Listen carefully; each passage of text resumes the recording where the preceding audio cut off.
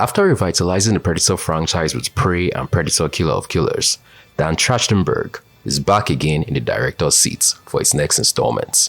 And as you can imagine, expectations are quite high for Predator Badlands, especially since it will also mark a return to theaters for the series, after the last two aforementioned movies had gone direct to streaming. So is the latest Predator film actually worth a trip to your nearest cinema, or are you better off waiting for it to drop on Hulu? Hi guys, Michael Abayomi here, and today, I'm reviewing Predator Badlands.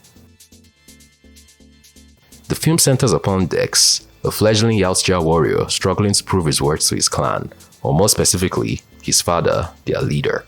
And yep, you heard that right. The film actually has a predator as its main protagonist, a species that has been relegated to the role of villain or reluctant ally ever since its 1987 introduction. In order to earn his place in the clan, Dex must journey to Gena, a planet so harsh that even the strongest of yautja warriors have failed to conquer it. And even though he plans to hunt down its apex predator, he must first work his way up from the very bottom of the food chain.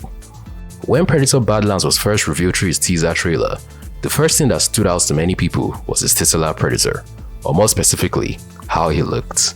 There was just something distinctly uncanny about him, with special effects that frankly seemed undercooked. After all, this is a series that has historically relied more on makeup and practical effects to bring the yautja to life, so to see this one lean so heavily on CG was indeed an immediate cause for concern. Well, I am pleased to report that the CGI in the final film is vastly improved from that first showing, even though part of me still misses the fully prosthetic mask and suits of the original film. But I understand the decision to go digital, given the vast array of emotions the Predator needed to be able to express as the film's lead. And after a while, I did get used to how he looked, so I imagine most others would as well. The area where the effects in the film get to shine though, both literally and metaphorically, is how they've been used to portray the Predator's arsenal of gadgets and weapons. From his grappling hooks to his laser sword and bow, the whole thing maintains a design language that doesn't stray too far from the earlier films, while staying consistent with the more recent entries.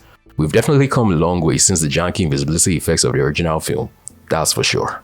And as one would hope, all those gadgets and weapons are put to good use during the film's action set pieces, of which there were plenty. Each one was appropriately grand and spectacular, and it is here that the film makes its biggest case for why it deserves to be seen sprawled across the big screen. There were many oohs and ahs from the audience I saw the film with, and it was quickly clear to me that we were all getting our money's worth from the spectacle alone. But I suppose all that shouldn't really come as a surprise for an action movie of this size and budget. One aspect of the movie that did catch me off guard was the humor in it. I certainly didn't expect to laugh as much as I did during the movie.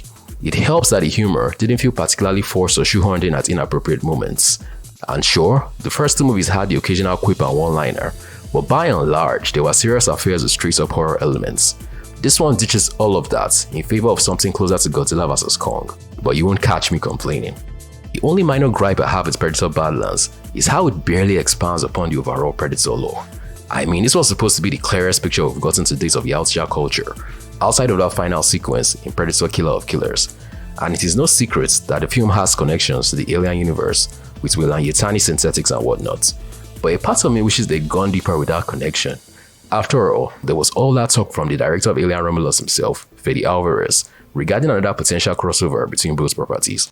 But what we got here was pretty surface level stuff, so perhaps that is something we'll simply have to wait for future installments to see come to fruition.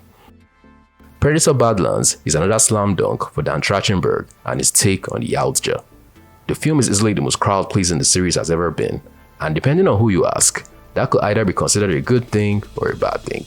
But if you ask me, I'm perfectly okay with watching the franchise continue to evolve the way it has under his stewardship, provided of course that he still retains some space for future entries that skew closer to the horror side than the campier action-adventure trails on this one. I'll give the film a 9 out of 10. What did you think about Predator Badlands? Let me know in the comment section down below. Don't forget to like this video if you enjoyed watching this review, and subscribe to the channel with notifications turned on if you'd like to see more reviews like this in the future. And until the next one, this is Michael, signing off.